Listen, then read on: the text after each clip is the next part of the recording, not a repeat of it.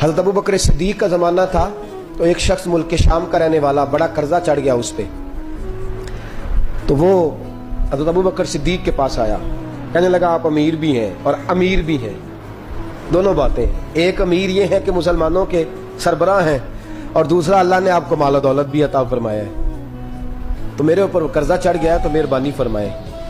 وہ کہتا ہے حضرت صدیق اکبر نے میرا ہاتھ پکڑا، گھر کے اندر لے گئے، باہر سے دروازہ بڑا اعلیٰ تھا لیکن گھر کے اندر گیا تو چارپائی بھی کوئی نہیں تھی، کھجور کی چٹائیاں بچھی ہوئی تھی، کھجور کی چھال کی، اور وہ بھی پھٹی ہوئی۔ فرماتے ہیں سیدنا صدیق اکبر نے بٹھا لیا مجھے اور مجھے کہنے لگے یار تجھے ایک عجیب بات نہ بتاؤں؟ تو بتائیے۔ فرمانے لگے 3 دن ہو گئے میں نے اناج کا دانہ بھی نہیں کھایا، کھجور کے اوپر گزارا کر لیتا ہوں میں، آج کل حالات میرے ٹھیک نہیں ہیں۔ لگا جی پھر میں کیا کروں؟